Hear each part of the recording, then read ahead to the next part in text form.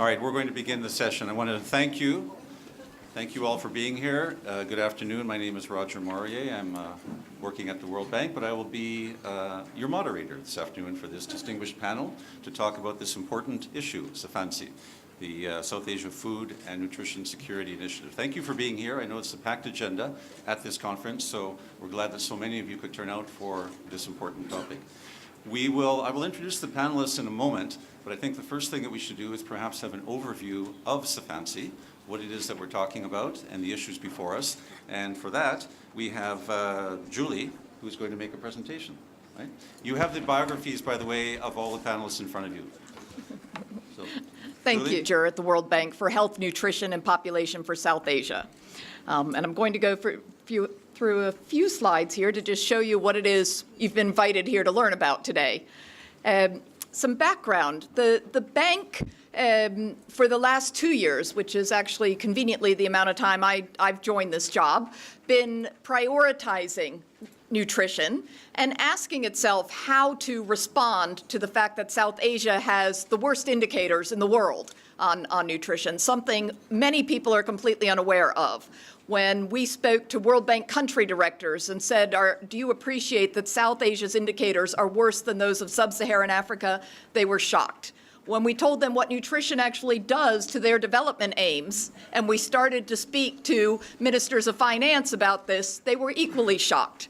And from a World Bank's perspective, we are concerned about what nutrition is doing towards reducing poverty and its undermining effect on achieving development in the region.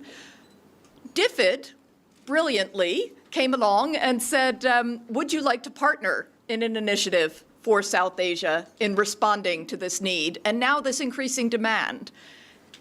And with some financial support from DFID, and we hope others soon may join, we have established a mechanism referred to as SAFANSI, and if you forget, you can call it SOFANSI, which is the South Asia Food and Nutrition Security Initiative. So you'll notice we're talking about food and nutrition security together, and this was formed before the IFPRI conference was instigated.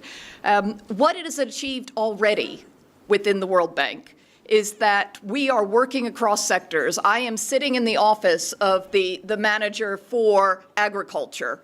I'm working with the social protection manager, the education manager. We're talking to water and sanitation. We always said we wanted to do this, and we haven't been able to make it happen in the past. Now, what we're seeing already is that the same conversations are starting at country level. And this initiative, which was formally launched less than approximately 6 months ago, really, has already resulted in conversations taking place in Nepal, in Pakistan next week, in Afghanistan already, in Bangladesh, across sectors with high-level leadership about how are the governments going to respond to the same indicators that worry the World Bank and DFID. The goal of SOFANSI is to foster cross-cutting interventions and lead to measurable improvements. We're focusing on measurement, we're focusing on results. And as I already said, the cross-cutting part, the multi-sectoral part. Actionable. It's got to be real. It can't just be a lot of global level dialogue and discourse or the meetings to which I referred. They are a start, they are a huge step, but it won't mean anything until there's real impact on the ground. We've put the program into 3 areas of work: analysis, advocacy, and capacity building. On the analytical side, we've got a range of things taking place already, both in agriculture, in social protection, and in health. On the advocacy side, that's why we're here today. This is advocacy. And on capacity building is where we hope to be next, really working with many of you and the institutions that exist in the region. What SAFANSI is not is a structure. It's not an institution. It intends to work through the existing institutions and build capacities in the countries of the South Asia region. Here are some of the work already being undertaken under the analysis, under advocacy, as noted the meeting here. And under capacity building, I'd note that I think tomorrow you will have a chance to meet with some of the development marketplace winners. Last year we held an event in Dhaka whereby NGOs, members of civil society, applied for and received small grants for trying to solve nutrition at community level. And the results of what they've accomplished so far, some of which will be on display tomorrow in this Safancy booth. On measurement, there will be somebody speaking, I forget, what time tomorrow, Animish? 12 to 1, you can see some wonderful examples of the efforts to measure and benchmark the results under Safancy. That's my very brief, broad sketch overview, and I hand it over to the colleagues who I hope will help us put meat on these bones. Thank you. Very good. Thank you, Julie. Thank you. I'm conscious of the time that we have, so we'll get to the speakers immediately. The first person I'd like to call in is David Nabarro. Now, David, as you know, is the UN Secretary General Special Representative for Food Security and Nutrition. And I thought we would, here's the mic. David, one way we could kick off this conversation perhaps is you could tell us, there was mention of Safancy by Julie, obviously this program. You are involved with the Scaling Up Nutrition at the global level. Safancy is a regional level initiative. There seems to be some momentum building around this cross-sectoral work. What do you think needs to be done now to maintain or take that momentum to the next level? Well, first of all, thank you for the chance to be here. I've been hearing about Safancy on several occasions from different groups of people, and I'd like to briefly explain to you why I think this is a really important initiative, but also some of the questions I have about how it will play through. There's no way of addressing undernutrition without working in a multi-sectoral manner. In practice, that multi-sectoral working has to be pulled on by a political commitment, usually from a prime minister or a president or from a selection of ministers in government. And without that political lead, it's very hard to get anywhere. But if a prime minister says to his Minister of Agriculture, to her Minister of Social Welfare, or to the Minister of Health, if the Prime Minister says, we need to have a much better response to undernutrition because this is affecting the well-being of our people, their learning and their income earning potential. And if he asks those ministers to get together and to establish a proper cross-cutting approach to food security and nutrition, it will almost certainly be a real struggle for their staff to actually find the right meeting places, the right intersections and the ways forward. And that's because there's not a tradition of cross-sector working on nutrition issues between these different ministries. That's why this conference is so important, but also that's why very selective capacity building within different ministries or within national governments to build platforms that will link between these different sectors is a key step on the way to getting better nutritional outcomes. It's particularly important when these nutritional outcomes are not directly the result of income poverty, as Julie just said was the case for some countries in this region, because it requires very skillful analysis of the causal factors and also extremely careful responses. And again, careful cross-cutting capacity building is the key. And that, I believe, Roger, is what this program is set to do. So if I am right, and if this works as I anticipate it will, it could end up being a model for what should be done elsewhere. And I think we need to look very hard at the experiences you have in identifying the specific issues that you invest in, as well as the outcomes from that investment, learn from it for elsewhere. David has to leave in a few moments, but before you do, I wanted to ask you follow up on that.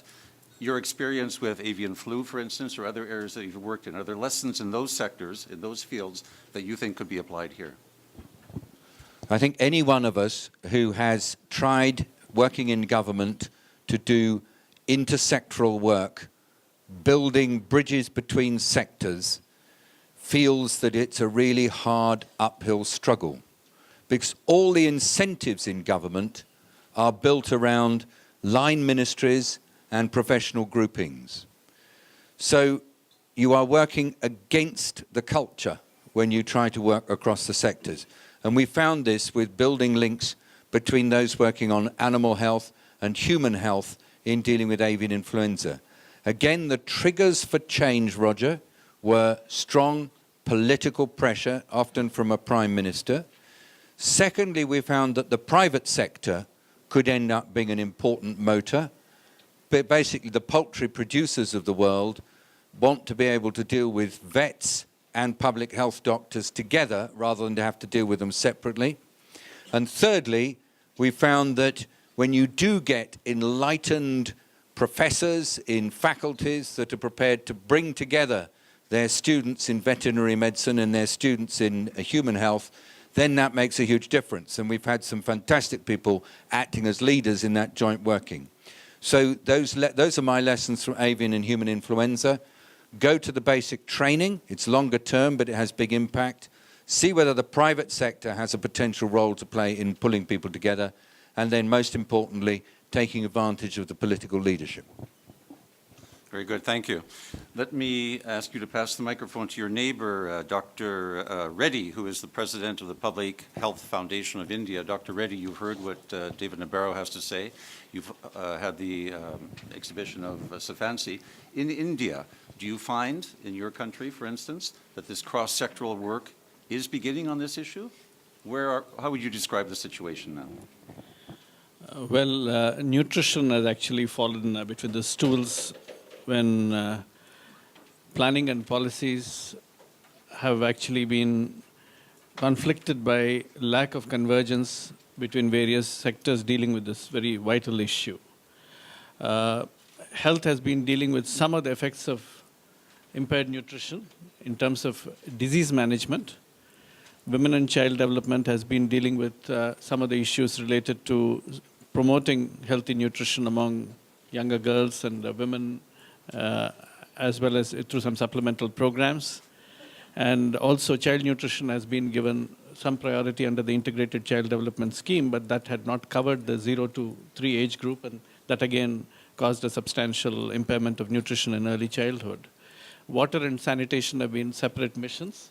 Agriculture and food processing have remained quite impervious to nutritional concerns, and therefore they need to be sensitized and made more responsive to nutritional goals. But I believe now there is a little more of a concerted effort at the highest policymaker level to try and bring all of these sectors together. The Prime Minister himself is heading a National Nutritional Policy Review Committee, which is looking at how intersectoral coordination and convergence can be actually facilitated. I believe there is a lot of work yet to be done, but the fact that the need for intersectoral convergence has been recognized as an imperative for advancing both food security as well as health and nutrition is a significant advance over the last couple of years. Very good. Are there any models in the Indian society right now that you would look to as cross-sectoral cooperation in other sectors, perhaps? Well, at least at the level of the National Rural Health Mission, now, which is the flagship program of the Government of India, there is an attempt to bring health and nutrition much more strongly into play, and water and sanitation as well. But agriculture and food processing are still remaining disconnected, and that's what needs to be addressed. And we do need to make sure that some of these issues are addressed not only at the central government level, but also at the state government level, where most of the implementation is done. And this connectivity should be established between programs intending for food security and programs for health and nutrition supplementation, as well as for the wider developmental programs. And it is that policy planning that needs to get into action. Recently, expert group has been established by the Planning Commission for developing a framework for universal health coverage. And under this, again, the whole area of linking nutrition and health, but also looking at the social determinants of health, which includes water, sanitation, environment, and also agricultural and food policies, that would also receive some attention. So when the Planning Commission receives this report, we hope again that would provide a platform for unified action. Very good, thank you. Next to me is Dr. Pant, who is the member of the National Planning Commission for the Government of Nepal. Dr. Pant, I wanted to ask you, in Nepal, could you tell us a little bit about the cross-sectoral approaches, but not necessarily, not uniquely within government, but other development partners, other stakeholders on this particular issue? What has been your experience? One thing that how we experienced recently that in the Ministry of Health that now we are pulling all the development partners together, their resources, and we put in swap that got in one basket now. So that is actually becoming very much efficient for us for the program planning as well as resource assessment. And because of this, we have got a joint planning, joint monitoring, and so that is one of the success model. And before that, I would like to tell you that there is a very successful vitamin A program model in Nepal. And this is, we started in 1990, it's actually on that one. So a challenge for us was that to distribute, to supplement vitamin A to the nearly 3 million children twice per annum. So that was a challenge for this one, and our only health sectors will not be able to do that one. So what we do actually, what we did that, we brought all those sectors, agriculture, education, health, and local development actually, local governance. So from national level down to the village level, because they have got their own cadre. So we made a group for them. So through this, we are able to supplement the vitamin A, plus to impart the nutritional education to them, and even to find out the new cadre of the volunteers within the communities, you see, which is probably known as community health volunteers. We have got now 50,000. So they are the backbone for the primary health care, and they are the persons who are contact between the agricultures and the educations, and they work together. So we have got already a successful model for this one. So build upon that one, so it was very easy for us. We thought of that nutrition program also, that is the best channel what we have got, we should move through this. So at present, under the National Planning Commission, which is actually coordinating body, we have got 4-5 ministries, plus UN agencies and some of the NGOs, a committee, and that is actually working how to trickle down those benefits in the district level and the community level. So it has become easy for us because of past experience of vitamin A success. Thank you. Very good. Thank you, Dr. Pant. I wanted to ask now my colleague on the right here, Mr. Aziz, who needs no introduction, but I wanted to ask you, you have a deep experience in this issue on food and nutrition security. Why do you think, in particular, South Asia has such a problem on such a large scale? And what do you think might be some of the solutions?